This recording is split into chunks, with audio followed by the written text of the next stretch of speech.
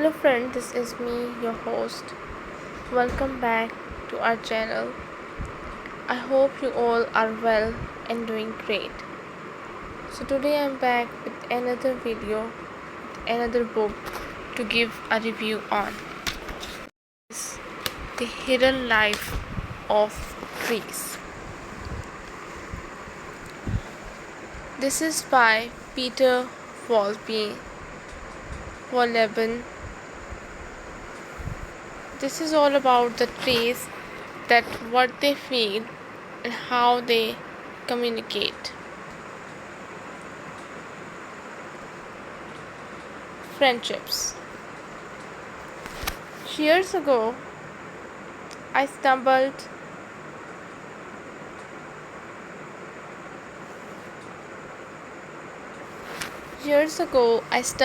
across a patch of strange looking mossy stones in one of the preserves of old beech trees that grows in the forest I manage.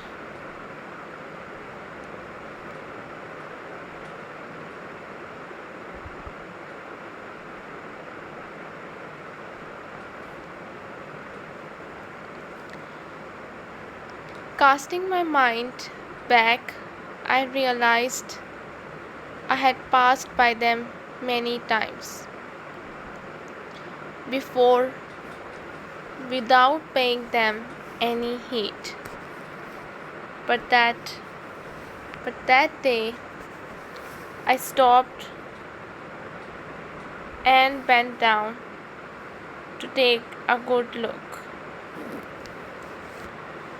The stones were an unusual shape. They were gently curved with hollowed out areas.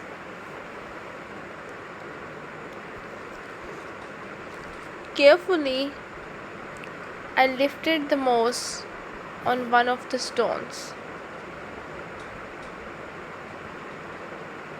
What I found underneath was tree bark. So, these were not stones after all, but old wood. I was surprised at how hard the stone was.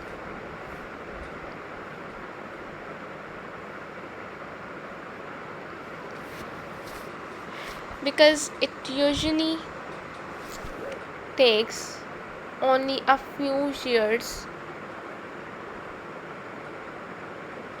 for beech wood lying on damp ground to decompose.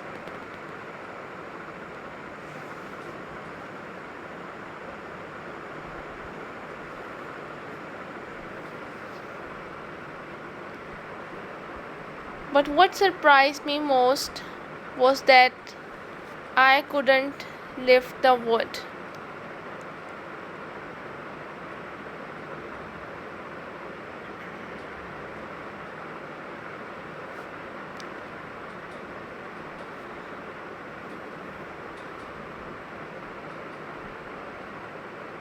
It was obviously attached to the ground in some way.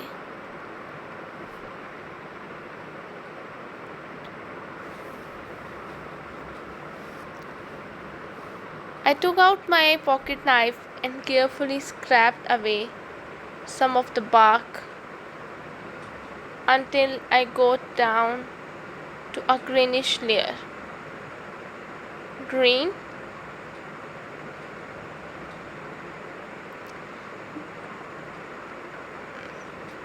This color is found only in chlorophyll, which makes new leaves green.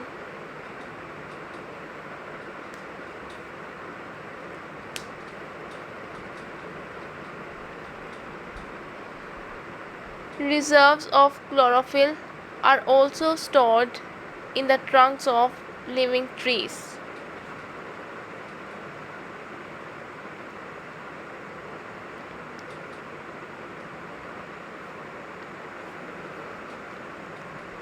That could mean only one thing.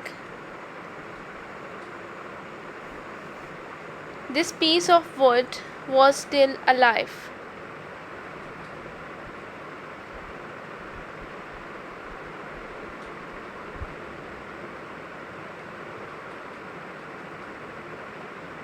I suddenly noticed that the remaining stones formed a distinct pattern. They were arranged in a circle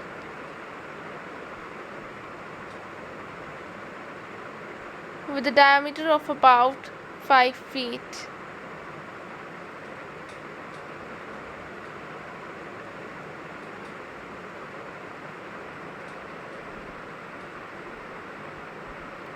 What I had stumbled upon were the gnarled remains of an enormous Asian tree stump.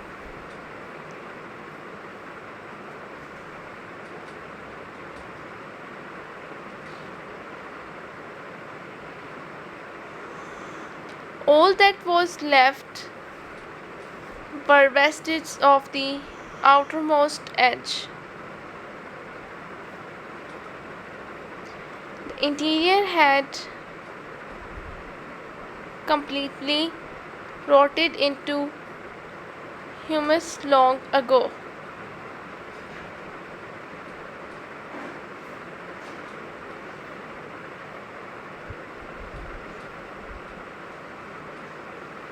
A clear indication that the tree must have been felled at least 400 or 500 years earlier.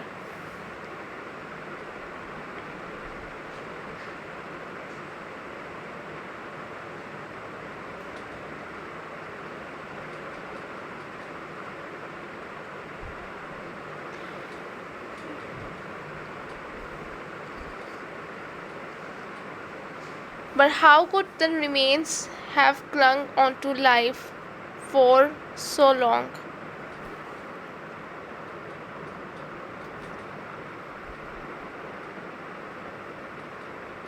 Living cells must have food in the form of sugar. They must breathe and they must grow, at least a little.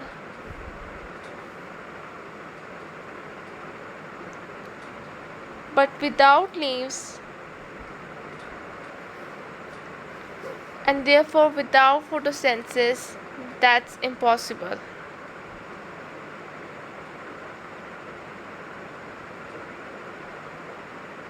No being on our planet can maintain a centuries long fast.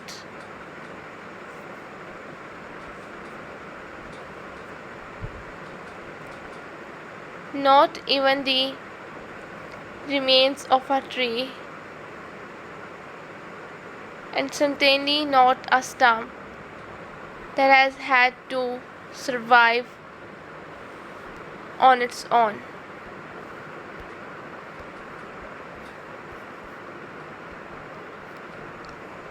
It was clear that something else was happening with this stump that has had to survive on its own. It was clear that something else was happening with this stump.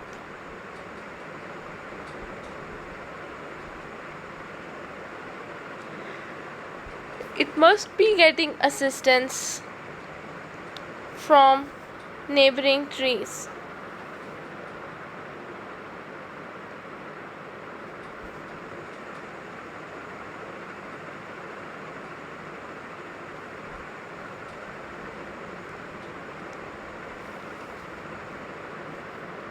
Specifically from their roots.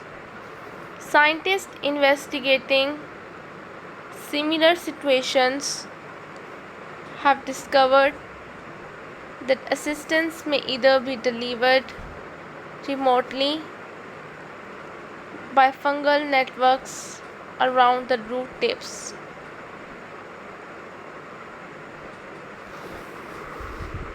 Which facilitate nutrient exchange between trees, or the roots themselves may be interconnected.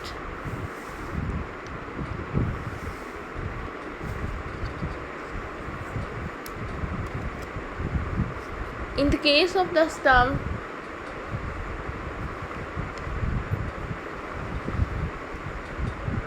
I had stumbled upon. I couldn't find out what was going on because I didn't want to injure the old stump by digging around it.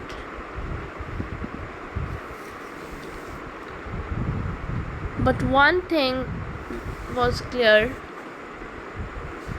the surrounding beaches were pumping sugar to the stump to keep it alive.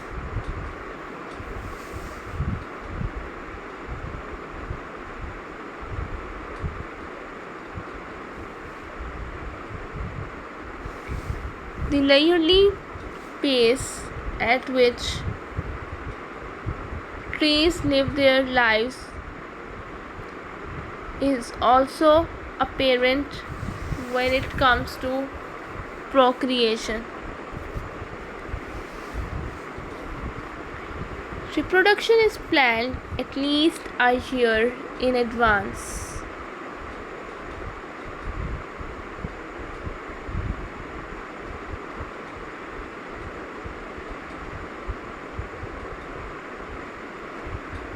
Whether tree love happens every spring depends on the species.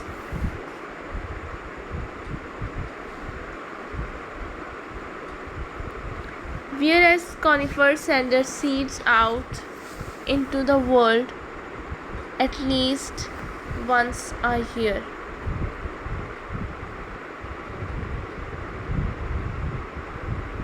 Deciduous trees have a completely different strategy.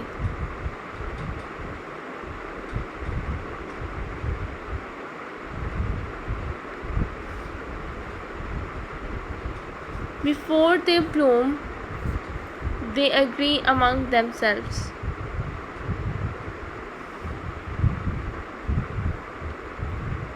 Should they go for it next spring, or would it be better to wait a year or two?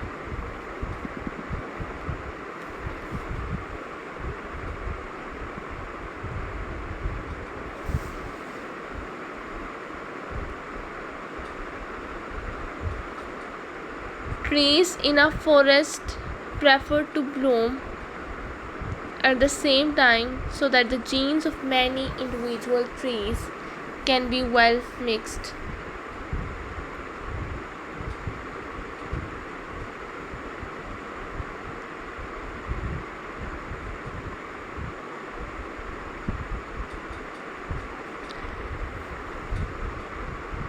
Conifers and deciduous trees agree on this, but deciduous trees have one other factor to consider. Browsers such as wild boar and deer.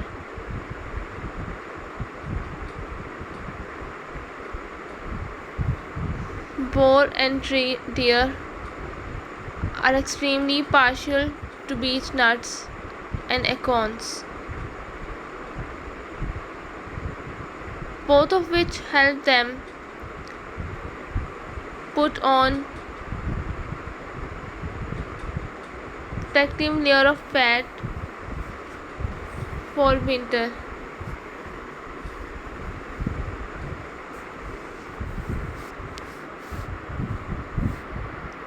They seek out these nuts because they contain up to 50% oil and starch, more than any other food. Often Whole areas of forest are picked clean down to the last morsel in the fall, so that come spring, hardly any beech and oak seedlings sprout. And that's why the trees agree in advance.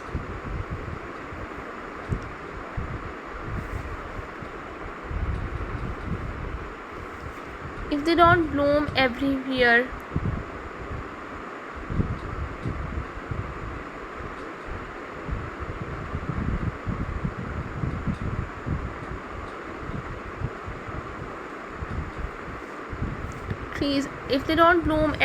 then the herbivores cannot count on them. The next generation is kept in check because over the winter the pregnant animals must endure a long stretch with little food, and many of them will not survive.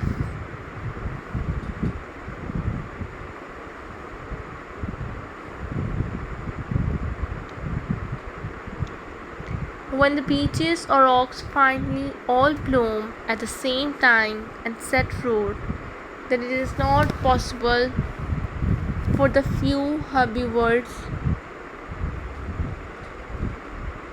left to demolish everything. So there are always enough undiscovered seeds left over to sprout.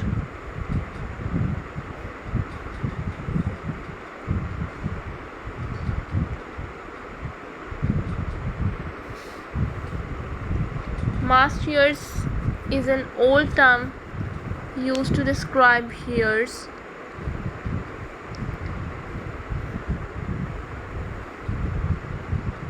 when beeches and oaks set seed.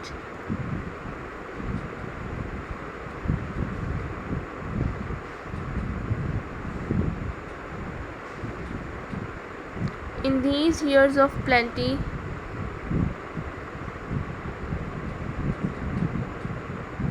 wild boar can triple their birth rate because they find enough to eat in the forests over the winter.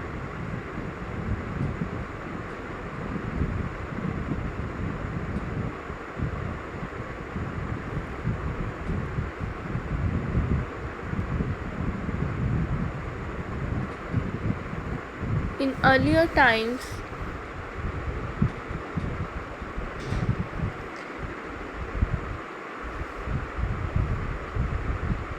European peasants used the windfall for the wild boar's tame relatives. Domestic pigs, which they herded into the woods. The idea was that the herds of domestic pigs would gorge on the wild nuts and fatten up nicely before they were slaughtered.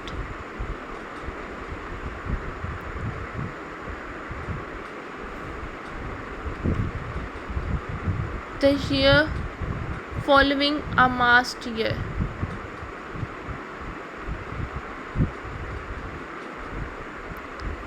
wild boar numbers usually crash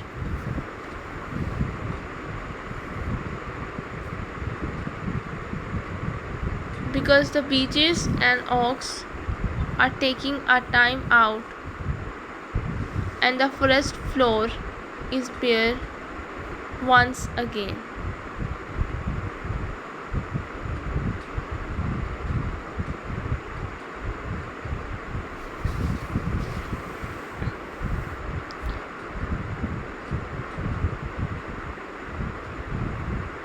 When beeches and oaks put blooming on hold, for a number of years. This has grave consequences for insects as well, especially for bees.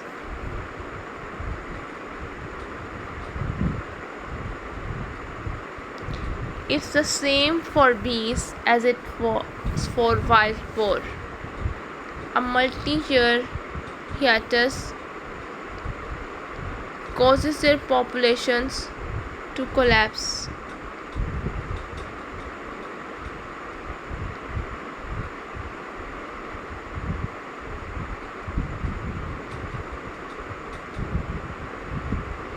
Or more accurately, could cause them to collapse.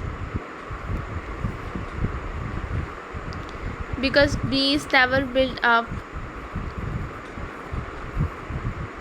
large populations in deciduous forests in the first place.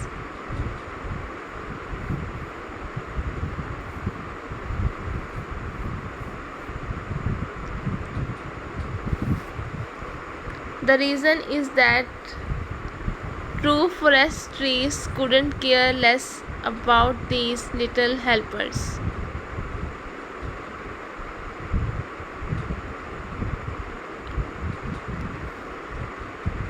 What use are the few pollinators left after barren years, when you then unfurl millions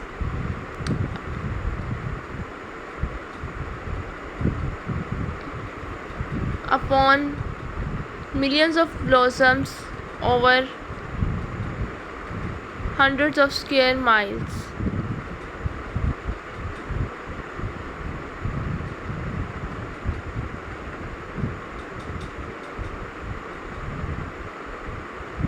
If you are a beech or an oak, you have to come up with a more reliable method of pollination.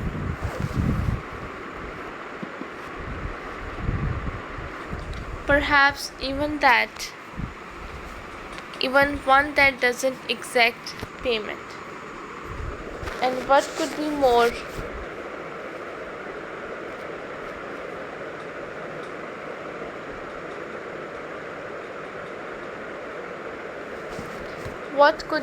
natural than using the wind?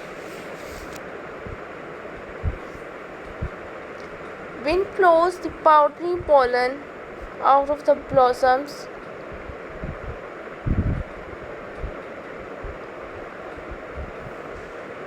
and carries it over to neighboring trees.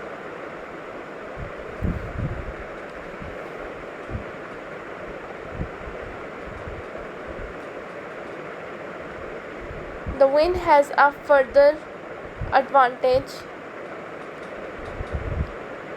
It still blows when temperatures fall.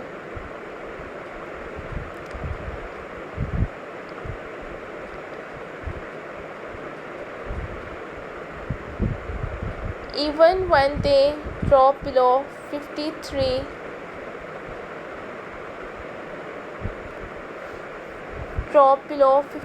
degrees Fahrenheit.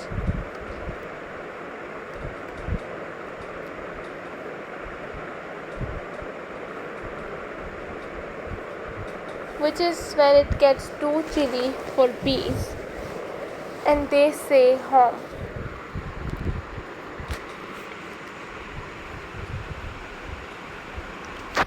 Forest etiquette.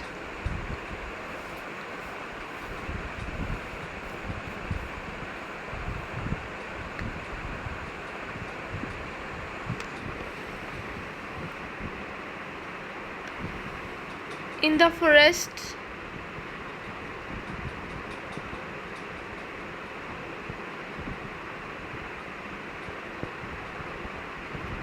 there are unwritten guidelines for tree etiquettes. These guidelines lay down the proper appearance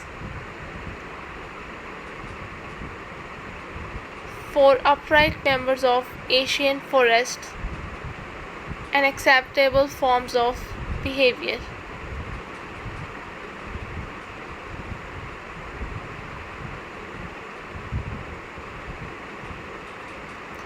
This is what a mature,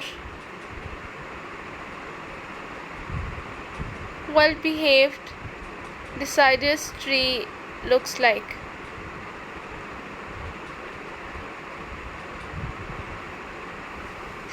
It has a ramrod, straight trunk with a regular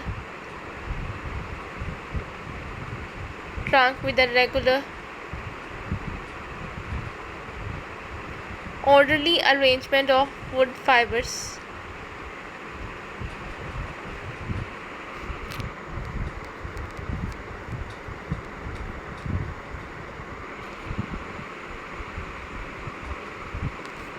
The roots stretch out evenly in all directions and reach down into the earth under the tree.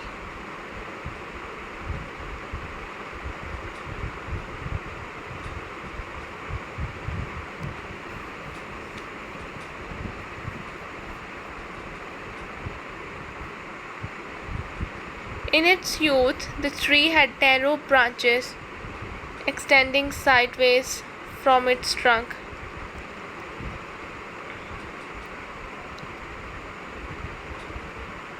They died back a long time ago.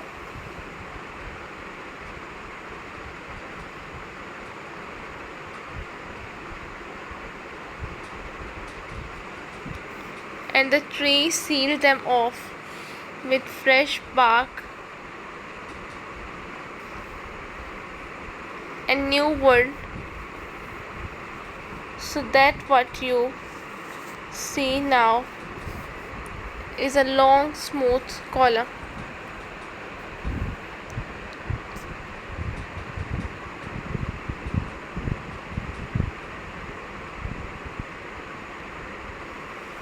Only when you get to the top do you see a symmetrical crown formed of strong branches angling upward like arms raised to heaven. An ideally formed tree such as this can grow to be very old.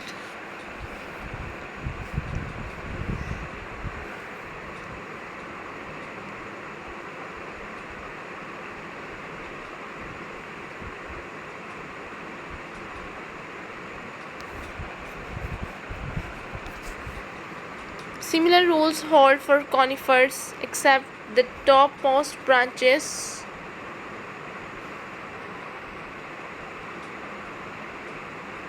should be horizontal or bent slightly downward.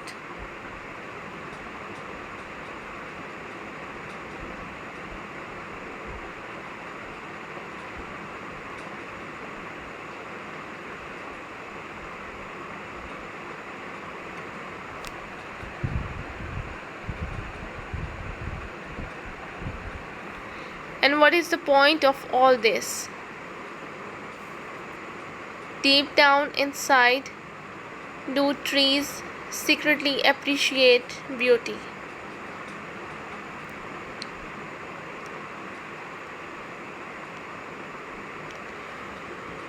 Unfortunately, I cannot say, but what I can tell you is that there is a good reason for this ideal appearance: stability.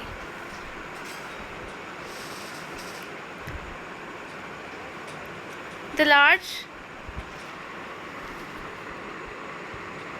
crowns of mature trees are exposed to turbulent winds, torrential rains, and heavy loads of snow.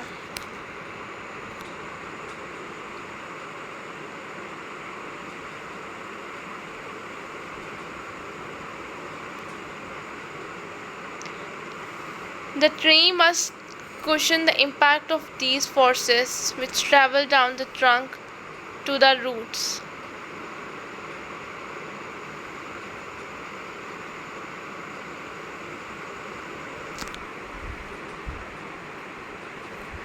The roots must hold out under the onslaught so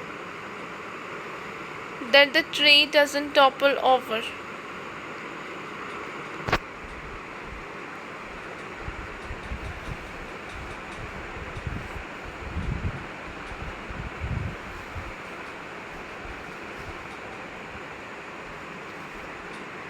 To avoid this, the roots cling to the earth and to rocks. The redirected power of a windstorm can tear at the base of the trunk with a force equivalent to a weight of 220 tons.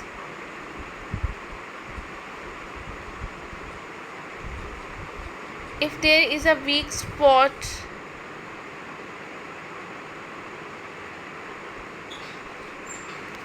and the whole crown tumbles down, evenly formed trees absorb the shock of buffeting forces, using their shape to direct and divide these forces evenly throughout their structure.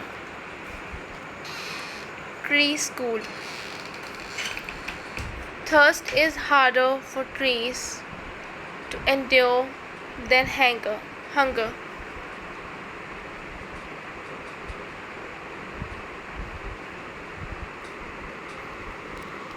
Because they can satisfy their hunger whenever they want.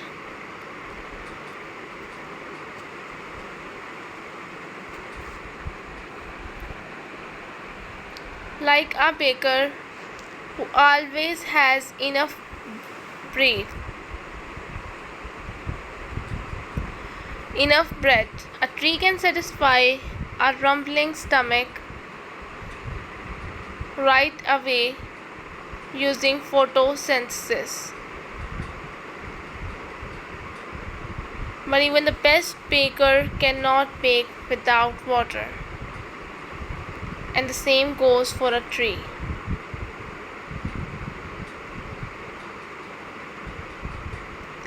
Without moisture, food production stops.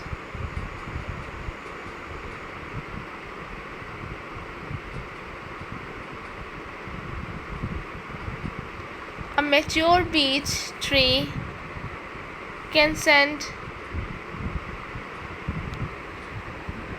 more than 130 gallons of water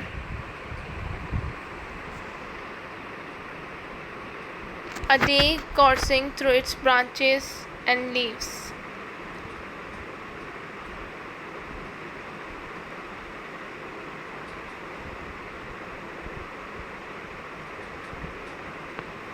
And this is what it does as long as it can draw enough water up from below.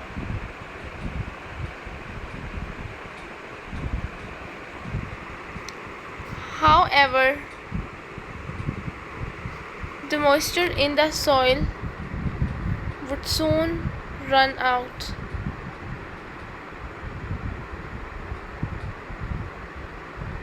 If the tree were to do that every day in summer.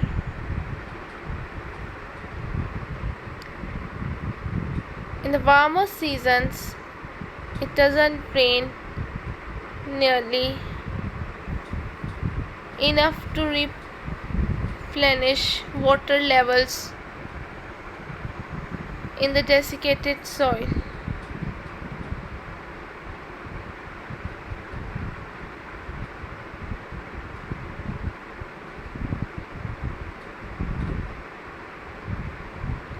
Therefore, the tree stockpiles water in winter.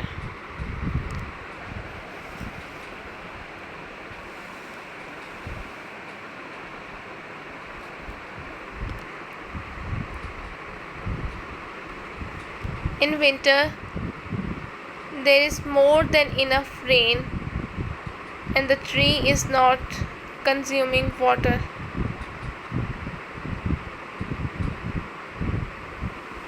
Because almost all plants take a break from growing at that time of year.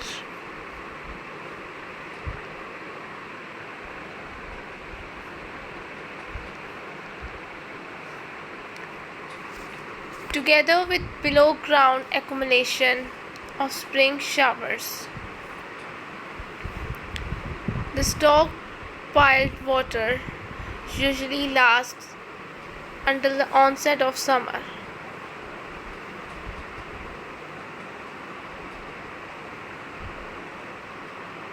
But in many years, water then gets scarce.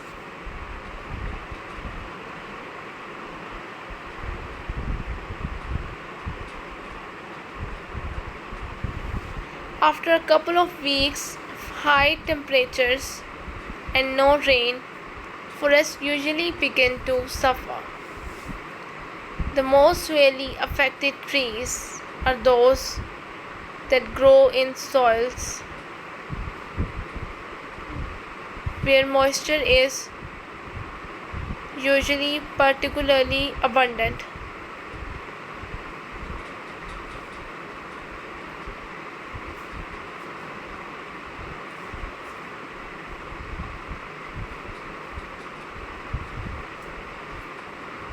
These trees don't know the meaning of restraint and are lavish in their water use,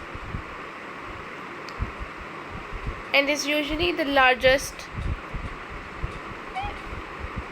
and most vigorous trees that pay the price for this behavior.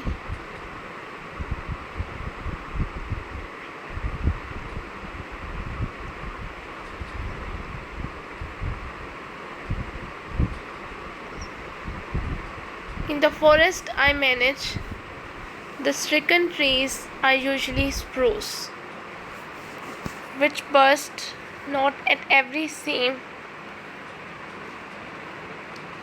but certainly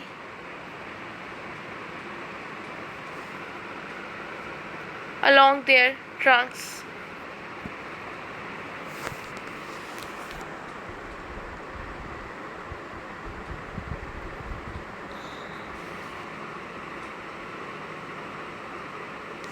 If the ground has dried out,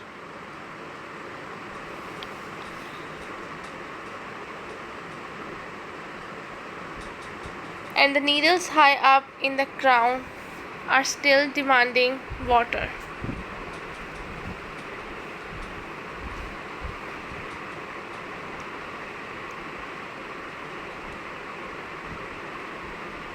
at some point the tension in the drying wood simply becomes too much.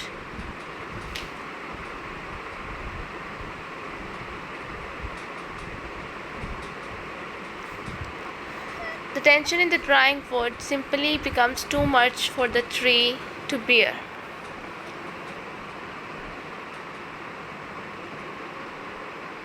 It crackles and pops, and a tear about 3 feet long opens in its bark.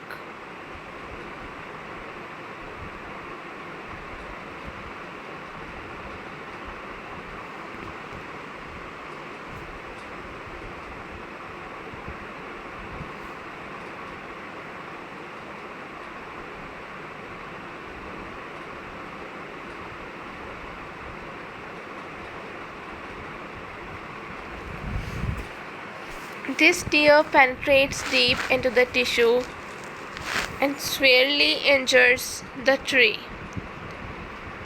Fungal spores immediately take advantage of the tear to invade the innermost parts of the tree,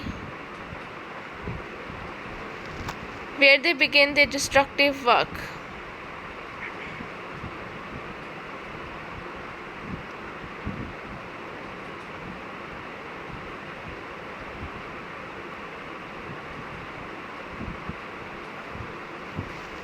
In the years to come, the spruce will try to repair the wound.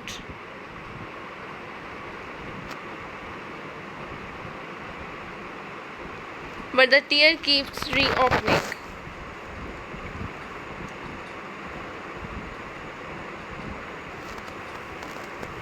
But their tear keeps reopening. From some distance away, you can see a black channel streaked with pitch that bears witness to this painful process.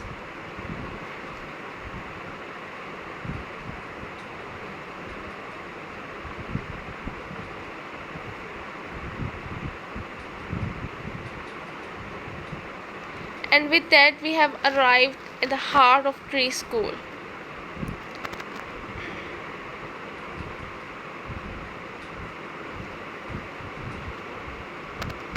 Unfortunately,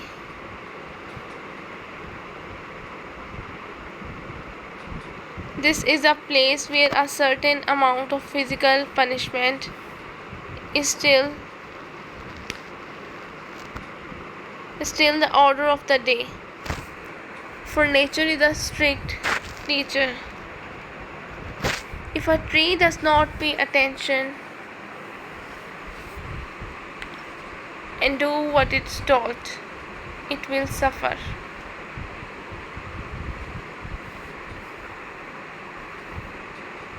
Splits in its wood, in its bark, in its extremely sensitive cambium.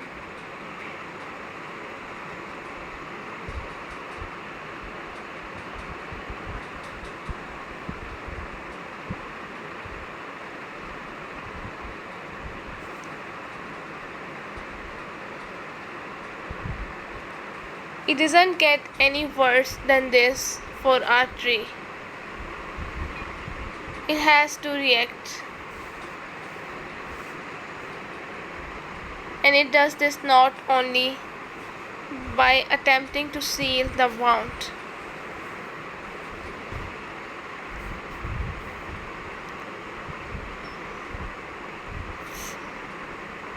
From then on, it will also do a better job of rationing water instead of pumping whatever is available out of the ground as soon as spring hits, without giving a second thought to taste.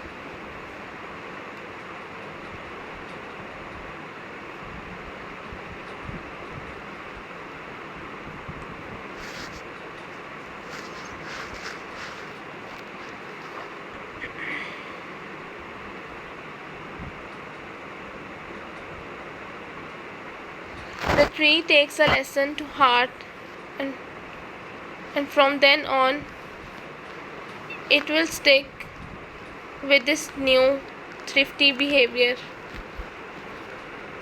even when the ground has plenty of moisture. After all, you never know.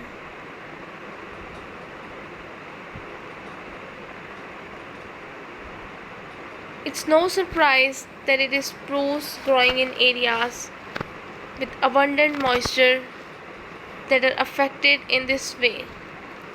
They are spoiled.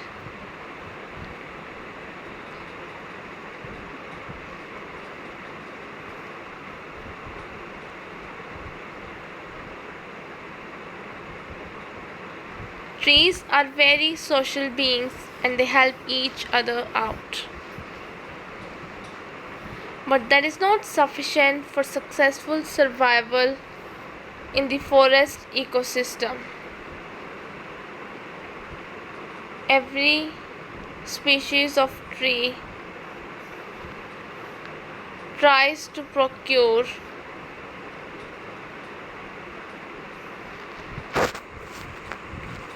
more space for itself to optimize its performance, and in this way to crowd out other species after the fight for light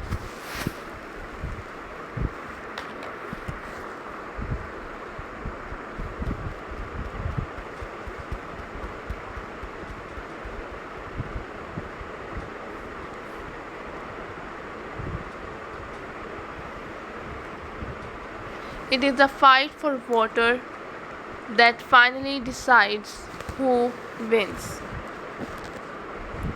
Tree roots are very good at tapping into damp ground and growing fine.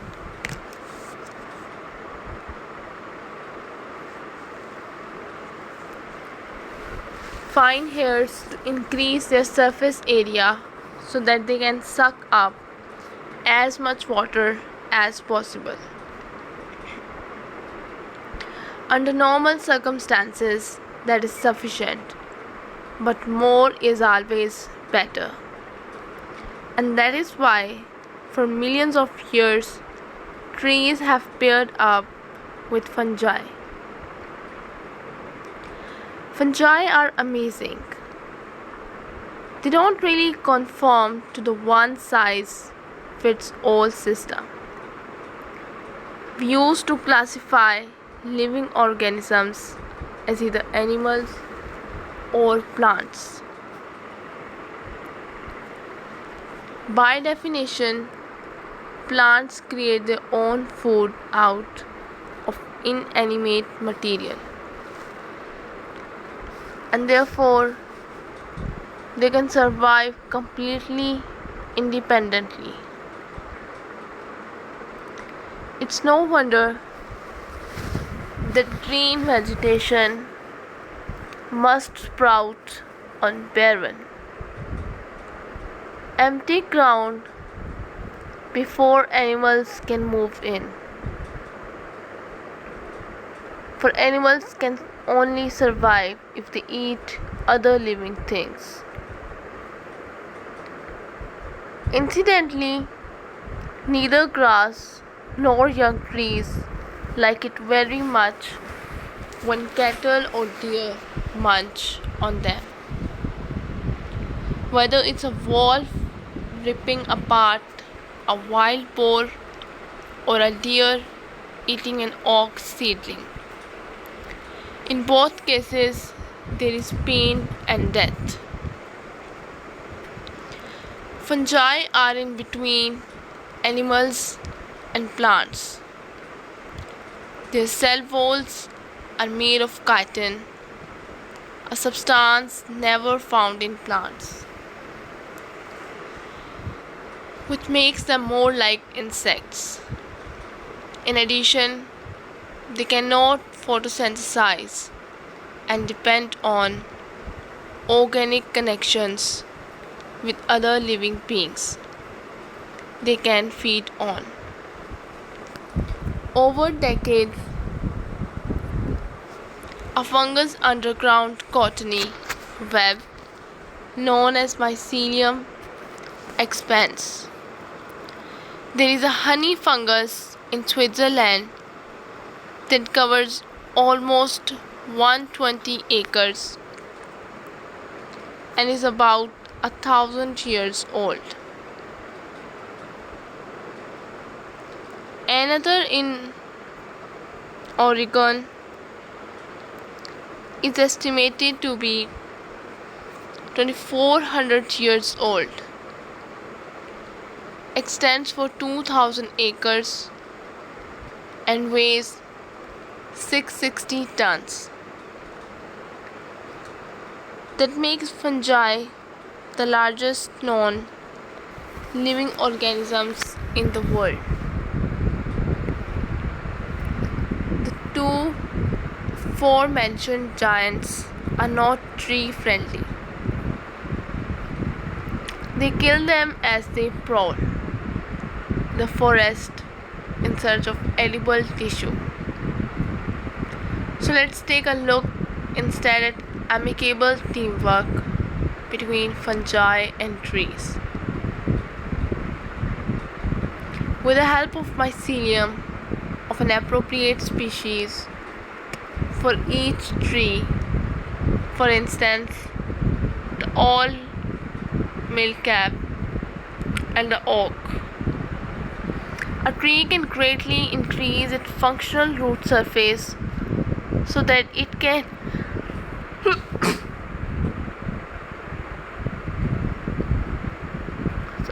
suck up considerably more water and nutrients.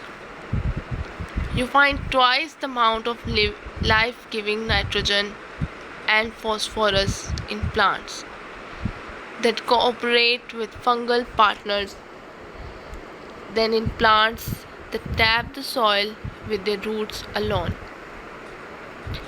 A sense of time. In many latitudes, forests drop leaves in the fall and leaf out in the spring, and we take this cycle for granted. But if we take a closer look, the whole thing is a big mystery, because it means the trees need something very important: a sense of time. How do they know that winter is coming, or that rising temperature aren't just a brief interlude but an announcement that spring has arrived?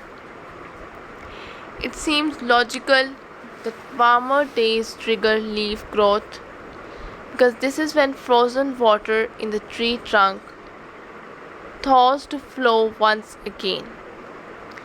What is unexpected is that the colder the preceding winter, the earlier the leaves unfurl. Researchers from the Technical University of Munich tested this in a climate-controlled laboratory. The warmer the cold season, the later beech branches greened up. And at first glance, that doesn't seem logical.